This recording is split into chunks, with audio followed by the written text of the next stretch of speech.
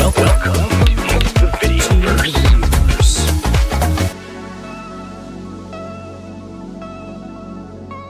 Hi everyone, thanks for coming back to our The VideoVerse podcast.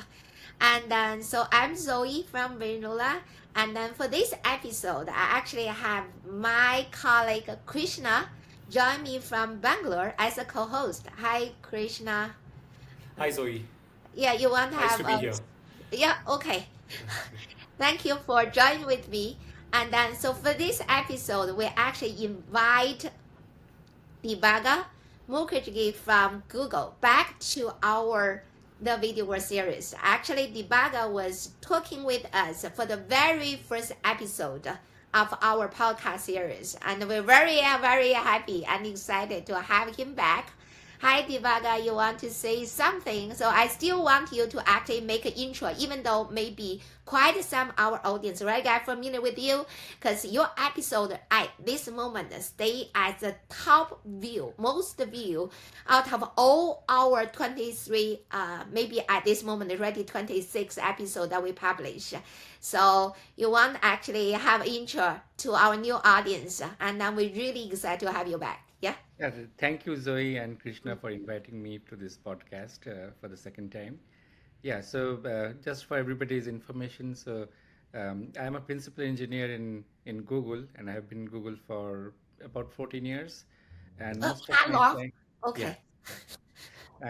And most of my time in Google, I have been working on video compression. I started off in YouTube, the YouTube transcoding pipeline, and then went on to work on VP9, then AV1, and currently we are looking at the next gen codec AOM from AOM, yeah, Mhm. which probably we will release sometime in the next few years. Yeah, so I think that's what we have been doing So, in so you Google. mentioned that the project name is AVM, right? Can you just, what's the Yes, full name for that? yeah. So, yeah, AVM is the name of the software that we actually have been looking at for our next generation codec. Mm-hmm. Yeah. So AOM video model, that's what it stands for. Oh, AOM is the Alliance for Open Media. That's the industry consortium that was set up in 2015 to work on video codecs. And if you know, the first video codec from AOM was called AV1, and mm-hmm. that was released in 2018. And from 2020 onwards, or 2021 onwards, we have been looking at the next gen AOM codec, and we are very much in the middle of that project, and it's a pretty much a work in progress. There is no timeline that has been decided yet, but we are making progress towards next gen codec. Uh, I see. Fantastic. Yeah. So AV1, I still remember the full name is actually Alliance of Open Media Video Codec 1. yeah, And then, yeah, so AVM is AOM video Video model. model. model, yeah. Okay, got it. So definitely, I believe that we're going to talk about it because you mentioned that. And then, so let's talk a little bit about AVM because Yeah.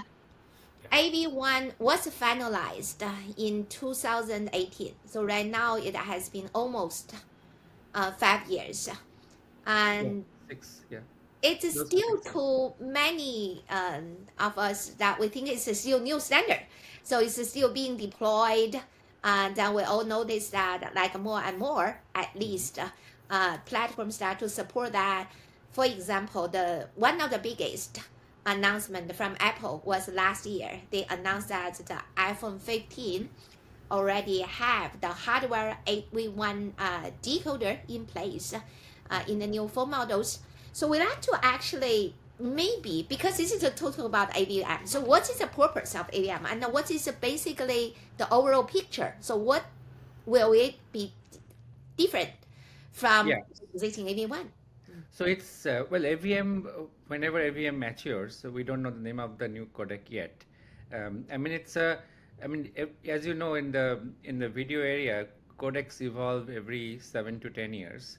So that's what our plan is. Like, let's say if the AV1 was the first codec from AOM released in 2018, it is about time we started looking towards a next gen codec, which will probably be released in the next 1 or 2 years.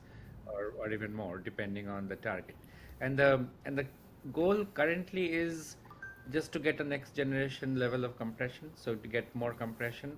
But we're also very careful about complexity on the decoder side, um, because we know that more and more, I think at least for the generation that we are thinking of, I think video codecs would still be dependent on ASICs, and those ASICs will have to be supported on all mobile chipsets with a pretty limited silicon area and all that. So I think with those constraints, we cannot have very complex tools on the decoder side. So with that, and that is one thing that we have been focusing on a lot, unlike some of the other efforts that are also looking at next-gen codecs. So we have been looking at codecs that or decoders that can actually be deployed very easily on different mobile chipsets and a whole bunch of devices. Yeah, so I think that's what makes our work in AVM kind of challenging. I think if we could use much more complex decoder side tools, we could have had more gains easily, but then that would have been much harder to deploy in practice. Yeah, and I think in the consortium, we have been working very closely with many other companies, most of whom have a very big presence in online video delivery, and I think all of them actually buy that concept. So we need to have a very simple decoder. Like the decoder should not be increasing too much beyond what everyone already has, but we want to make it much more like more compact for sure, but also need to support more features, um, and um, and actually cover a whole range of applications. I think most of the companies are not too much worried about 5 to 10% difference in coding efficiency, but more about features and decoder side complexity. I So to just, oh, sorry, going, sorry. no, go ahead, Yeah. and Krishna, you can Yeah, actually. so to just catch the point that you made, when you talk about applications, typically when we've seen the past 15, 20 years about codec evolution, everybody talks about higher resolutions, right? AVC was able to do 1080p well, and then you had HEVC which says 4K and then 8K, and everyone's going in this direction. But when we look at the industry, at least from a B2B point of view, majority of the consumption is actually taking place on mobile phones, vertical videos, social media, people uploading from their mobile phones. A lot of encoding and decoding is taking place on probably lower end devices. So when you're designing a new codec, when you're designing tools for a new codec, how do you kind of cater to this entire spectrum? Yes, there is the world of the very large screen TVs, but there's also a huge industry which is probably constrained to a mobile phone. Yeah, yeah. So that's a good question. I think it really boils down to the common test conditions and the test sets that are created at the beginning of the process. So I think so at the beginning of the AVM development process, I think we went through almost a year of figuring out what test conditions to use and what videos and how many videos for each resolution and all of that. So I think that kind of sets the stage for what the codec is going to be. So let's say in AV2 CTC, I think we have quite a few videos that are 1080p, some videos that are 4K, but much fewer at lower than 1080p. Let's say 720p, 360p, 480p. Those are much fewer. So automatically, when a tool is proposed, I think we would be picking tools that are adopted as candidates, which do better at, let's say, 1080p or 4K resolution, because you have more videos there, and that actually kind of the overall stats is kind of biased more towards those videos. So I think we did. So I think unlike the AV1 development effort, where we had all different resolutions of different mixes, I think in the AV2 case, I think the focus definitely is more on higher resolutions. It's not that we have 8K videos in the test set, we don't, but we have quite a few 4K and a lot 1080p. Now, one problem, of course, is when a codec is being developed, at that time the encoder is often not optimized very well. So it actually takes a very long time to encode, even do day-to-day tests on even 1080p or 4K videos. So that is one of the um, that's a necessary evil, I would say. Like we have that just now we have started actually focusing more on reducing the encoder complexity also, because it has become really hard to run tests I as we can further imagine. develop tools. Yeah, but I think, but in our previous experience, I think the encoder side complexity usually drops pretty fast when people start looking at ways of optimizing the algorithms. Um, yeah, so we are not too worried about that, but I think the decoder Got it. side complexity is more of an issue because Okay. we have strict limits on how much decoder complexity we would afford uh, in the new codec. Yeah. This is very So you interesting. talk Yeah. about the test sets because Krishna just mentioned regarding the different resolutions. So on the other perspective, we just wonder regarding the test set you choose because that actually represent the application that this new standard will target to address. So what kind of content, like gaming, outdoor sports? So we like to have idea the distribution of different category of content in the test set. Yeah, so I think we have the 4K set, which we call our A1 set, has 4K videos, which are really high resolution, high quality. Then in the 1080p area, we have two sets. One set is natural content. The other set is which we call B1, is basically a mixed kind of partly graphics, not really screen content, but really graphics content, gaming content, and all of that. I think, and some of those videos are actually pretty hard to compress because they take a very long time to compress. In addition to that, so we have two HD sets. One is for natural content, there are about 19, 20 videos, and then B1 set, which is this graphics content, which is about 12 videos, I think. So, and then there is also another set which is only for screen content, that is called the B2 set, and that is really like information captured from the screen, let's say presentations or just windows moving and things like that. So I think so screen content and like remote graphics is actually one of the applications that we are targeting a lot for AV2. So I think that's why we have all of these sets that we have to run our tests on for every tool that is proposed. Yeah. I see. So That's interesting. basically, for those kind of a different content, and we believe that different tools are being developed. So, for example, you did address quite some graphic content, right, Yeah. for 4K and 1080p for different categories, and there's also special themes category addressing the screen content. So we all know that AV1 actually featured by the screen content coding tools. Then what is new there in AVM to be expected Oh, so regarding the graphics and screen content?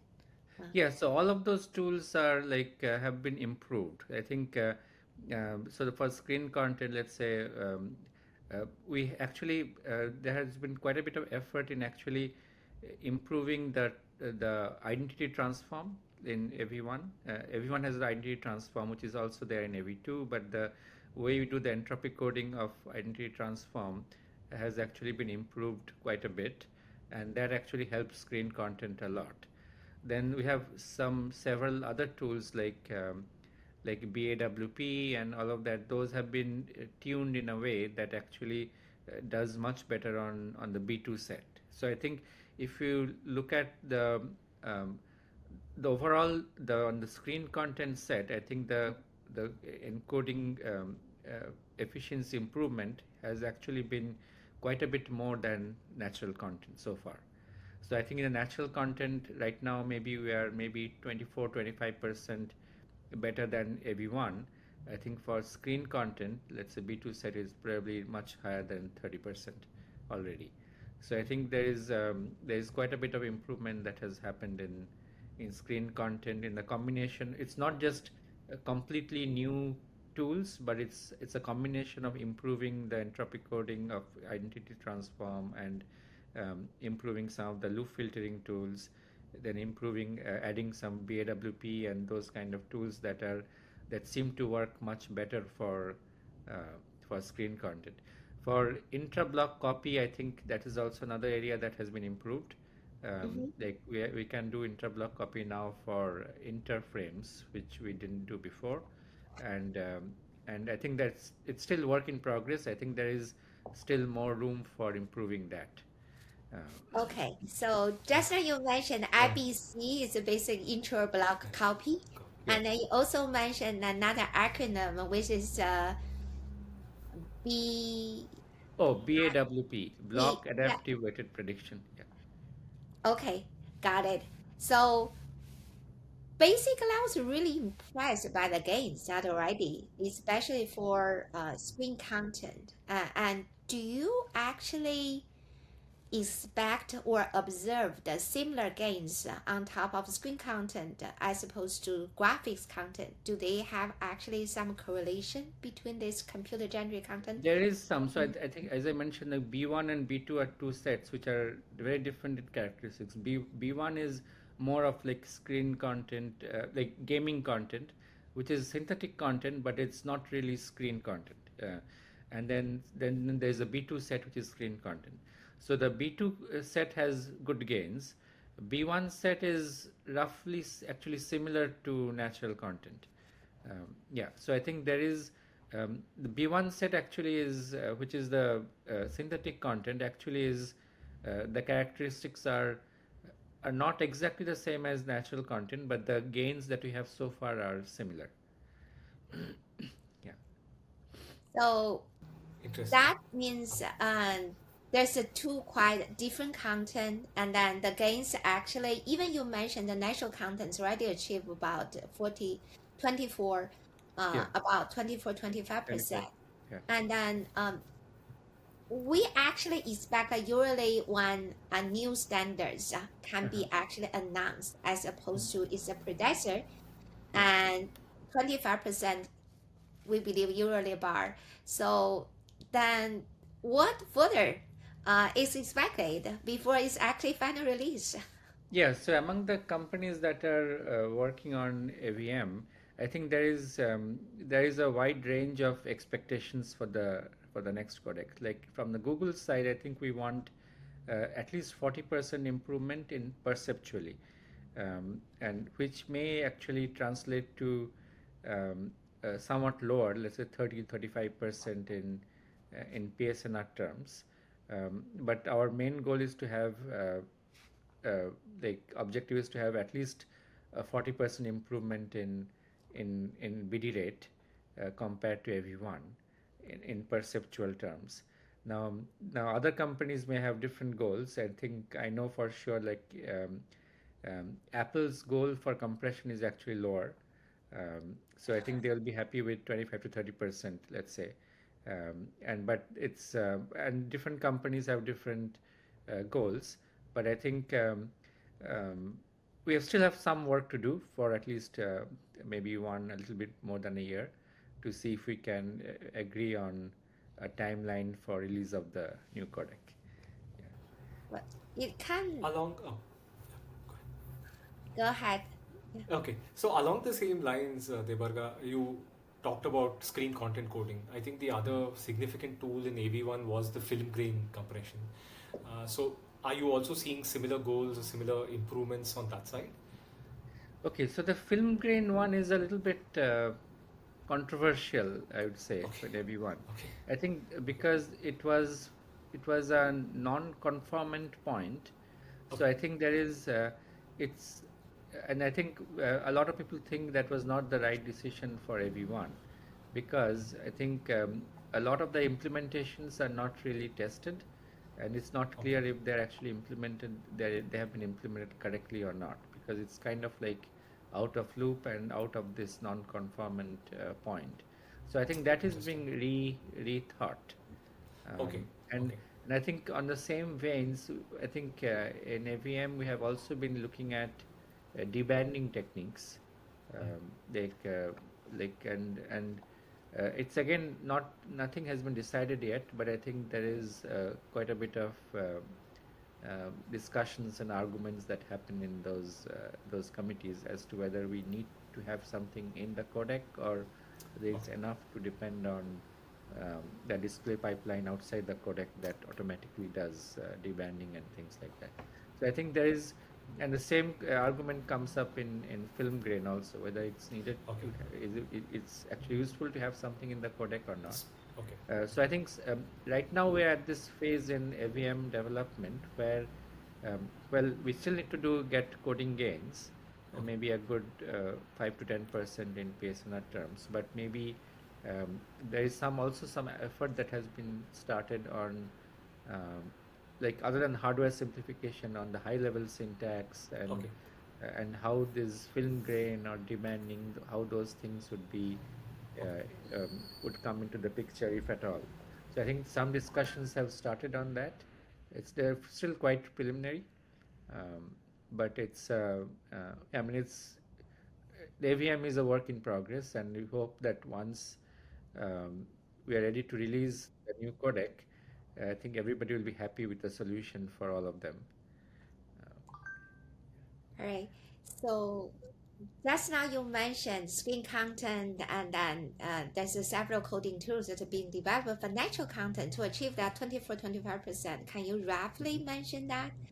Give our, especially someone sort of have some background knowledge about in codec standards coding tools.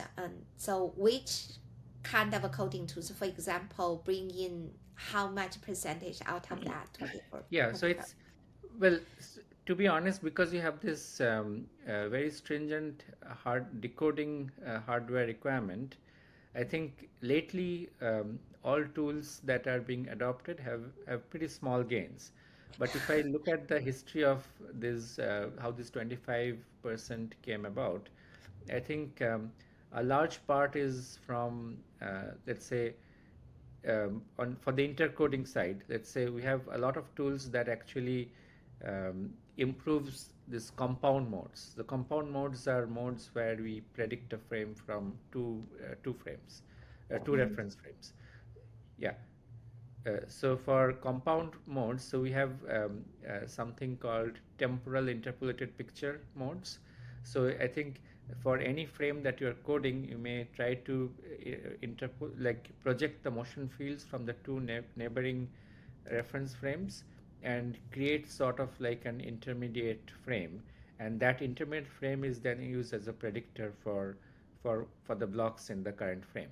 So I think so that mode is one tool that has quite good gains, and that has been worked on originally by Apple and then many other companies, and it's a tool that has good gains. Another tool that has good gains is by good I mean about 2% or so gains. So I That's think yeah. So another tool that has very good gains is this optical flow and different variations of optical flow.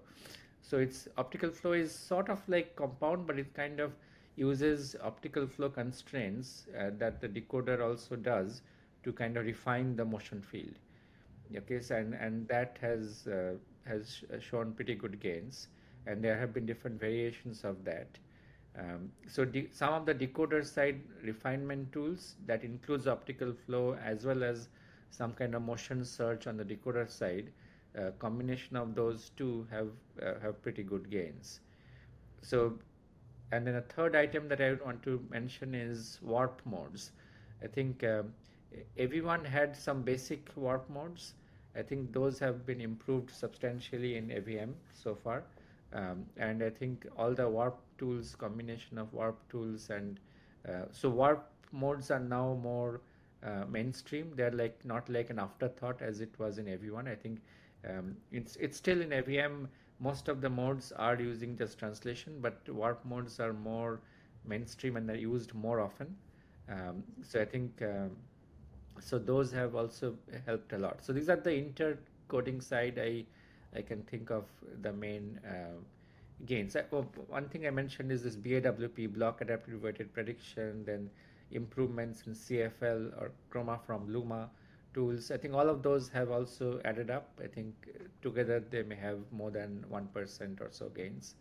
Um, then intra side, I think I think there have been quite a bit of improvements in intra secondary transforms and all of that. So I think secondary transforms are being used more very often for intra modes. For inter modes, they're also being used now, but they're less gains for inter modes. But again, these are all work in progress. Then one area that I should mention is partitioning. So block partitioning is a big area which has very good gains. So there have been the block partitioning scheme has become much more flexible from AV1, and we have pretty good gains from that for interframes as well as intraframes. In addition to that, we also have this concept of semi-decoupled partitioning, so which means that the luma and the chroma trees for intraframes, for all intraframes, can actually diverge after a certain point. And these seem to have good gains for all intra coding.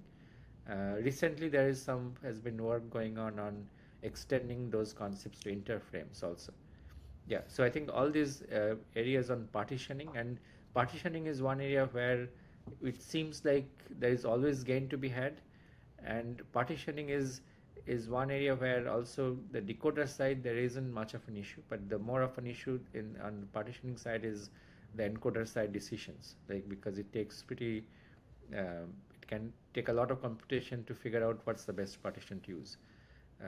So we are trying to use ML based partitioning determination tools now, but I think partitioning is one area where I think we have quite a good gains, and we expect to have even more gains in the next year or so. Fantastic. Debargha, I have one question. The last sentence, the last word that you used, ML. Here we are doing a lot of work which involves AI, ML, convolutional neural networks. Yeah. So on a generic thought, just like a thought, philosophical question, with more companies, more encoder companies looking at using AI, ML, and actually trying to deploy on GPUs, how do you take all of this into consideration during the tooling process or building, generating the algorithms So in and this choosing what age goes of AI that we are in, it's hard to ignore AI and ML in codecs. And I think so. In early on, we had quite a bit of discussion and to see exactly how much ML we can have in a mainstream codec. Now, but so I think in academia there have been lots of work in ML based coding tools and all that. For image coding, I think it has been fairly established that with full ML learning based image codecs, you can get substantially better coding efficiency than let's say a standard image codec. Even with the latest codecs like VVC, you can get better than that. For video case, I think it's it's less clear whether there is whether it's substantially going to be better than, let's say, AVM or VVC or not. But one area where I think is the easiest to get gains on is this hybrid case where you have a standard video codec, but then you just replace, let's say, the in-loop filtering pipeline with an ML with a neural network model, let's say CNN based model and all that. And it also has been shown that the larger that model, the more gains you can have. So I think you can get 8 to 10% easily if you have a very large model. Now, but one thing that we have to remember is we are thinking of a codec that is going to be released in, let's say, next 1 to 2 years, and at that within that time frame, it's hard for us I think it has been discussed between NVIDIA, Apple, Google, and other companies also, that it's unlikely that we'll be able to use, let's say, an existing GPU on a device to offload some of the tasks. So I think for the next generation, it will still be the decoder has to be self-contained ASIC. Now, if you have that constraint in mind, then you have to think of what's the silicon area for that ASIC. where the inference may happen. And it turns out that even for a very small model, very small ML model, the entire decoder, um, the silicon area is equivalent to a very simple ML model in terms of the silicon area that is needed. So let's say if AV1, for instance, maybe has 10 million gates, the entire AV1 decoder probably requires 8 to 10 million gates. Now, if you have a simple in-loop filtering model, not a very complex one, a simple one that may give 2-3% gain, let's say, 3-4% gain maybe. So if you have that in it, then immediately that takes up your, it will be almost, you get as much gates as you had for entire AV1. So you're entirely, you kind of double your silicon area, but you get only 3% or 4% gain. Now for AVM, our goal is to keep the decoder side to be only 2x of AV1, but to get, let's say, 30% gain. So the math doesn't work out. So I think that's the problem that I think everybody agrees on for at least for the next gen codec. Now, if you are talking about a codec that evolves in 5 years or 10 years down the road, then the situation may be different. But for the time horizon that we are looking at, I think ML is increasingly seems unlikely. But we are looking at different tools in AVM also for ML, and again focusing on in-loop filtering. We're looking at very small networks, let's say 600 max per pixel. Max means multiply, accumulate operations. So 600 max per pixel is a very tiny ML model. Most other like works in the literature will maybe 600K max per pixel. That will give you maybe 7-8% gain. But we're looking at 600 max per pixel and trying to see if we have some gain, like we're trying to see if we can get 1.5 to 2% gain from that tool. Then it becomes similar trade-off as a conventional tool, and then it is possible to implement. So we are looking at that, but it's not clear if we'll be successful. Yeah. So in summary of what you just mentioned, first is the compression standards is still follow the traditional two-dimensional transform plus motion estimation. And then because we can't at this moment afford end-to-end neural network that type of, because the model is too big. But even within the traditional framework, as I just mentioned, even for a very small model to gain 2 to 3%, and that takes a lot of decoder side ASIC area, and that's a constraint, right? So you mentioned right now you can only afford the self-contained ASIC for supporting the decoder, and then under this constraint, right now, in my understanding, I just want to confirm, right now there's no machine learning tools that has been accepted yet by AVM, even though you are actually looking into the the loop filter using a lot smaller model, but that is still being investigated or maybe under proposal, has not been accepted by this moment. Yes, so at this time there is a focus group in AVM. Focus groups are sort of like an area where some interested companies, they actually work together to develop a technology. So I think we are looking, we are working in a focus group on these tools. Excuse me. Allergy season. Yeah. So, yeah. So I think Google, Amazon, and I think we have some work that we are doing together to make a practical ML tool possible. Yeah, nothing has been adopted as a candidate for AVM yet. Yeah, but it's still ongoing now. Hopefully, for this loop filter using a much smaller model, actually potentially, as you mentioned, again, 1.5 to 2% could be potentially accepted. Yeah. And then once it's accepted, it becomes the first machine learning tool that be accepted. So there is a marketing element definitely. I think if the AVM timeline, if it happens in 1 or 2 years, then or if you're able to release the codec, then it may very well be the first video codec that has a proper ML tool. Yeah. Got it. So just now, I have one thing mentioned because you said all this inter and intro Mhm. coding tools. So which one you mentioned a few other contribute to the current gains. So Mhm. there's a two special thing we just want to have idea for our audience because intro tools eventually will basically leading to a new image codec standard. So we want to learn, for example, compared to the AV1 intro, which is actually fundamental for the AVIF image codec Mhm. format, and what kind of gains at this moment for the intro mode only for AVM compared to AV1. This is the first thing. Second one is there's a low delay case. So Yeah, we all know that a low delay, meaning that you only use a forward prediction yeah, without using any backward. That's addressing the extremely low latency, which nowadays a lot of people talking about low delay live streaming and real-time communication interactions like what we do right now. So we like to have an idea what are the gains out of that 24-25% for intro, what are gains for just the low delay with only iframe and pframe included. yeah. So all intra case, I think the gain is I don't remember the number off the top of my head, but it's lower. It's kind of little less than 20%. I think 17 to 20%, if I remember correctly.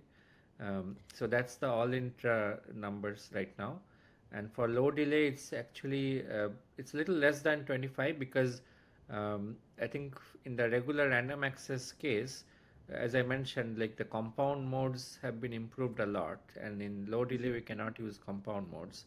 So I think the gain is I think it's 20s, low 20s, maybe 20, 21 around that. Yeah, but I think the random access is still the biggest gain, 24, 25 as I mentioned, and then all intra is a little less. But one thing about all intra, I would like to be a little bit careful. I think for all intra case, the encoder side design actually matters a lot, and you need to have these encoder side bells and whistles to really make the image look good. Like you need to have adaptive quantization and things like that done in a much better way. So I think um, so just using the CTC test conditions for all intra is not really the is actually further away from what you would one would normally deploy in practice. Now the for all intra case, I think there is another focus group on the all intra case, all intra mode for AV2, and there is quite a bit of push on supporting higher bit depths, Mm-hmm. like up to 16 bit depths, alpha channel, and things like that. So I think this is something that is going to happen sometime later this year. Yeah. So I think in terms of coding efficiency, it's a little bit 17, 18 around that percent, but I think people are more interested in having more functionalities uh, in AV2 for image codecs. Minor questions. You mentioned that for low delay and compound mode can now be utilized. So in our understanding, is the compound mode usually involves two reference frames combination because he also mentioned a few tools that you can actually create a virtually um, Yeah, interpolated frame as a reference. yeah, We just wonder whether just using two forward frames can be yeah. also like Yes. that to create a compound mode. Yeah, so there is we have compound modes with same side references which are in the past, but then the effectiveness is much lower. So if you have both future and past frames in the reference buffers, then many of these tools would work much better. Let's say optical flow or decoder side motion refinement, or even just TIP mode cannot be used at all. I think it only is applied for when you have two references, one in the past and one in the future. So because you cannot use many of these high performant tools very effectively in the low delay case, so the gains are lower. Got it. So basically, for low delay, is mainly this compound mode doesn't help much. Yes, yeah, yeah, And you also mentioned that actually because of all this constraint, and then especially the decoder side, stricter constraint, quite some complicated tools cannot be included in the new standard, at least for this kind of standard that's being anticipated to release in the near future, let's say 1 to 2 years, depends Yeah. on the final target. So as Krishna also mentioned that people talk about AIs, and then on the other side, the platform, even the device involved, also maybe on a faster pace in the near future. So we like to learn for those very complicated tools that has not been able to make to this standard. Let's see what kind of technologies you see that has quite a potential once the complexity type of constraint can be released. For example, you did mention that machine learning with a big model, then we'll be able to observe maybe potentially 10 to 8 to 10%. So what Yeah. others Yeah, so technologies? ML is definitely one. In-loop filtering, and so in-loop filtering has the biggest, I think the biggest possible gain that we can see. I think ML also comes in prediction modes, like the intra-prediction modes can use ML. I think there have been some work that we had done in the past on intra ML based prediction modes. So I think those can also contribute maybe 1-2%, but the biggest chunk for ML based tools would come from in-loop filtering. Now, in terms of other tools which are too complex, um, uh, I think there's a whole bunch of tools that people can develop using template matching, and I think there are many such tools that are actually being explored in MPEG, for instance, which total maybe gives 4 or 5% gain. Different kinds of template matching, but we have stayed away from those kind of tools because I think it's pretty hard for decoders. I mean, none of the decoder hardware people actually like those tools. So we have stayed away from that and tried to focus on more tools that are actually possible to implement in practice. Then, talking of interprediction tools, there is parsing dependency is a very very important for hardwares. So I think if you ignored parsing dependencies, like if you are reconstructing a motion vector and using a complex process, and then that motion vector is used as a reference for decoding the next block, that is an example of a parsing dependency. Now if you ignored the parsing dependencies, then you could get maybe 2-3% gain in various ways, but because of decoder constraints we don't allow that. So I think there are a whole bunch of intercoding pipeline decoder pipeline issues that we have to be aware of, and because of that we cannot use certain tools that we could have used. Yeah, so I think these are some examples. Another one is the overall bandwidth. Like for when you do motion comp, the overall bandwidth is something that hardware is usually very sensitive of. So if you have to decode a lot of blocks to get the prediction for one block, that is not really acceptable. So you have to be careful as to how many blocks, how many motion comps you have to do to get the prediction for one block. So there could be some very complicated OBMC kind of techniques which require you to decode a lot of blocks to get the prediction for one block, but those would not be something that hardware would be happy about. Yeah, so I think so these are some examples that I can think of. Along the same lines of complexity, do you see any new parallelism topics coming out, like going beyond frame level or slices and stuff?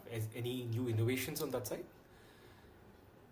Uh, well, frame parallelism is always there, was there in AV1, and it probably um, will stay in AV2. Okay.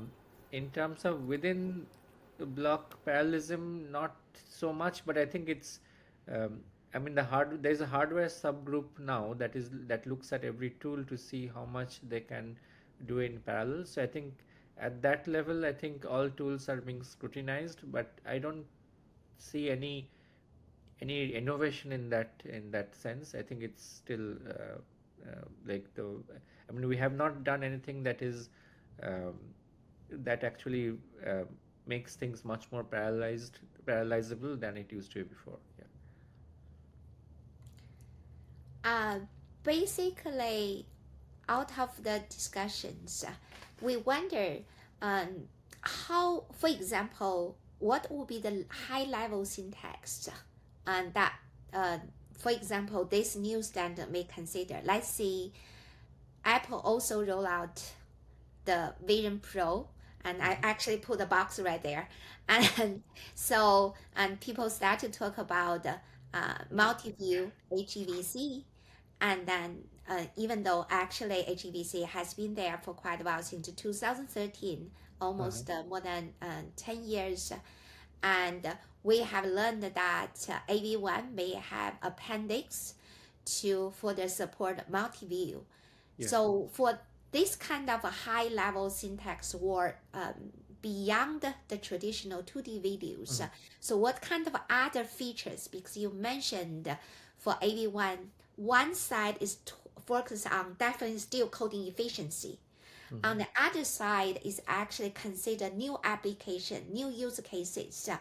And we like to know that for the scope of this new codec standard, what the particular other new use cases that will be considered and covered.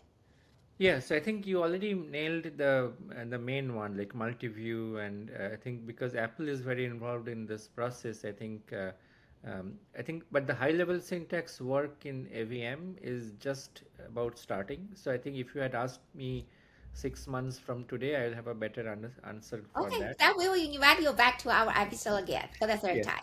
Yeah. So I think, but there have been some proposals that have been made in AVM from Apple on supporting multi-view and different frame packing modes for stereo and all of that. I think so. Some of those will become part of AV1 and AV2 spec, and I think, but it's too early to say anything at this point because there is a lot of push and pull, and some people think you do not need to have those in the elementary stream and all of that. So I think, yeah, it's still too early to see what, uh, but some definitely there is a motivation to support multi-view and Vision Pro kind of applications. Yeah.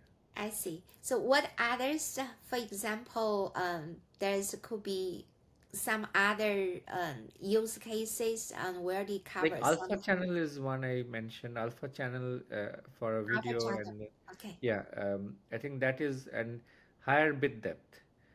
hybrid Higher bit depth. depth could be, well, it's again, there is no decision has been made, but there is an argument to support higher bit depth, at least for in the all intra mode. Now, alpha channel is actually probably going to happen no matter what. And then a higher bit depth, it's not clear yet. Um, then there's also been talk of a better lossless coding mode for video. Okay. Yeah, so I think that's another one for medical images or something, like for very high quality video archival. If there is, so that's these are some of the techniques that are being talked about. Um, some of the tools that we may be able to support in AVM, and it's mostly a matter of playing with the high level syntax. But again, I think again, if you ask me maybe later this year, I'll have a better understanding as to what actually is happening and what is going to be adopted. Okay, because I want to actually still ask one little bit along Yeah, this line because Krishna mentioned the GPU, mentioned the parallelism. yeah, So we still wonder because this time the test side also actually include more special, right, about screen content, computer generated content. So based on that line, will this new standard AVM or AV2 ever consider combining the traditional compression plus some synthesis on the decoder side? combining traditional compression with what? Sorry. Some synthesis, for example, you just provide, just like the film grain. Yeah. So you only actually provide a model that's Uh-huh. specified by the standard, Yeah. and then the encoder only need to actually create and then transmit this set of Yeah, limited number of yeah, parameters to the decoder side, and yeah, then synthesize and reconstruct some portion of the signal and get it back to the decoded and finally reconstructed videos. yeah. Yeah. Yeah, so I think the debanding, as I mentioned, and film grain, those are examples of cases where you're using the bitstream to transport some information about the source, Mhm. but to make it kind of optional, I think the decoder may or may not be able to actually use it. So to make it optional, you have to have that outside the conformance point. So it's sort of like if the decoder is able to use the information, they can add film grain using the information in the bit stream. But if it cannot, it will still be, it's not the end of the world. So I think that kind of model has been talked about even for debanding. So Mhm. debanding is one where banding is a big problem in all online videos, especially when the bitrate drops. Right. Now, how you can to remove banding. Now all TVs have complicated pipelines to handle banding anyway.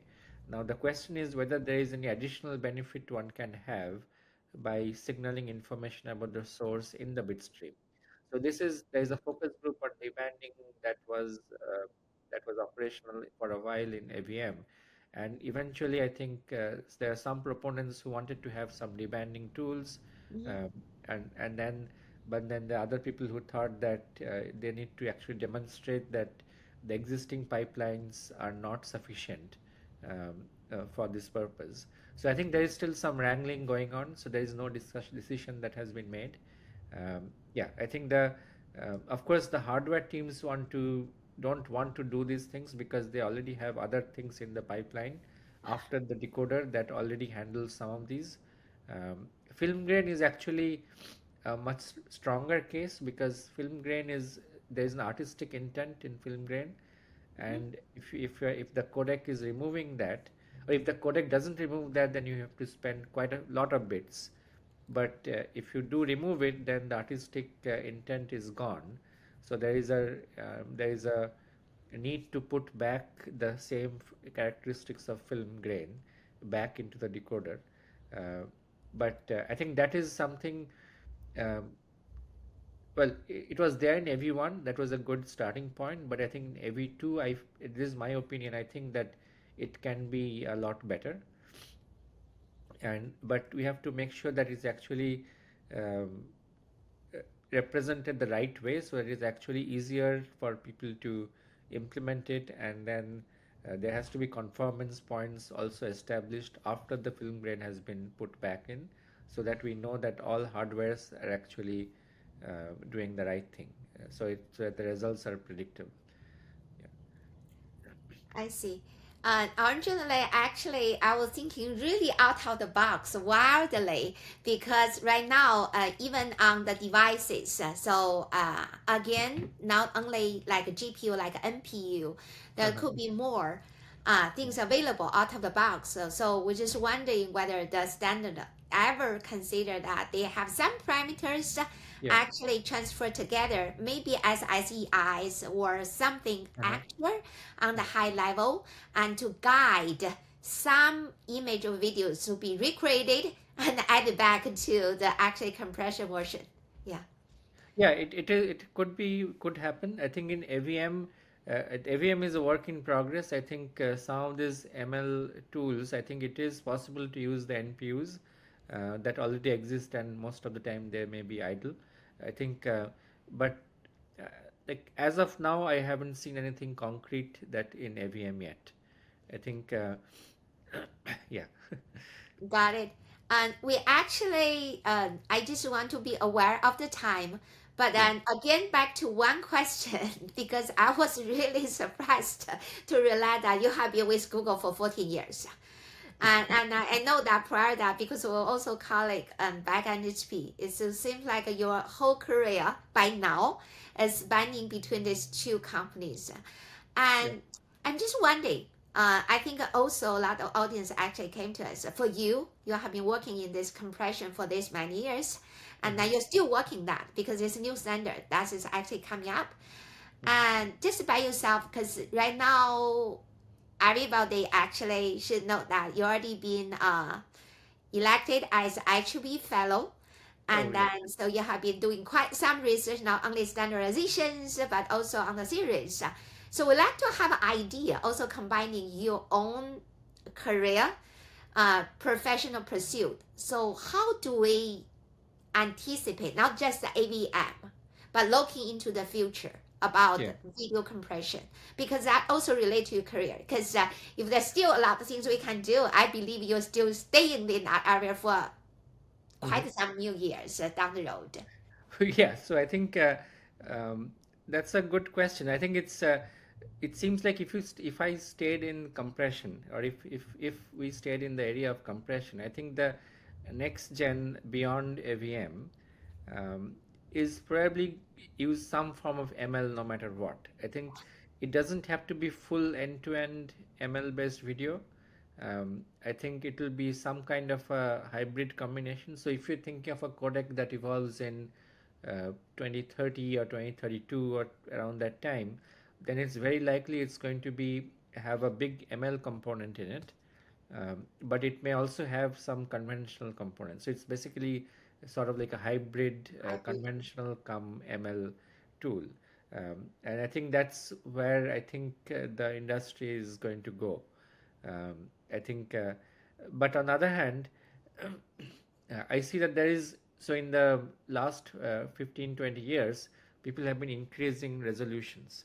And with increasing resolutions, the applications had increased. But if you look at, let's say, okay, 1080p or HD to 4K was a big jump and people are usually happy. But let's say 4K to 8K, I think the perceptually it's less of an impact. And I think so when you think of 8K to 16K and things like that, there is I think there is a certain limit on how much humans can perceive. So there is something that tells me that well, if you the compression may not actually be maybe not as important as it was maybe 10 years back. So if let's say AVM let's say has 25-30% better compression than AV1, then the next generation maybe gets another 30%, but then it also comes at a cost of complexity on encoder side and decoder side and all that. So the equation may not, and perceptually it may not give you that much of a gain. Um, so it's not clear to me whether there is whether the run that we have had in video compression since internet video took off like 10-15 years back, whether it's going to continue for for another 10 years or 20 years or so. So I think we probably need some better applications, bigger applications which require a lot of data to be pushed at a limited bandwidth, and then I think compression will get a new life. Yeah, I believe, as we all have discussed, there's actually two items. So one side is the new applications that driven the needs of the technologies. On the other side, like ML and big model, and it's actually the technologies that actually create the possibility of new application to emerge. And then these two things will mutually influence each other. Yeah. All right. And we really actually happy to have you down here. So the most more exciting for me, actually for us, is there's a potential we will definitely invite you back and say in 6 months or down the road when this new codec standard is close to its finalization. Yep. And then we like to, I think everybody will be actually expected to see how it happened. Of course, at the same time, the MPEG side, there's also ongoing codec standardization activities down there. Yeah. And the new applications will be there and the technology will be actually proceeding. And so always exciting time for the video world, and because the video will take a large majority still the format percentage in terms of communications. Yep. And thanks very much for coming back, Debargha, and we're looking forward to having you again for the third time. Yeah, thank you, Zoe and Krishna. Yeah, thanks for inviting me, and it was a pleasure to be here and present what I know about AVM and where it's going. Yeah, you share Likewise, this also a was a lot. great chat. Yep, this was a great Yes, chat. I Yeah. learned a lot actually, especially Yeah. those details. And I was actually surprised and impressed that, for example, special categories, I suppose A1, another more than 30% already been gained for computer generated content. So there's a lot of things we can all together looking forward to. And thank you both again. And thanks for everyone to listen to this episode. We'll see you for the next one. Thank you. Okay.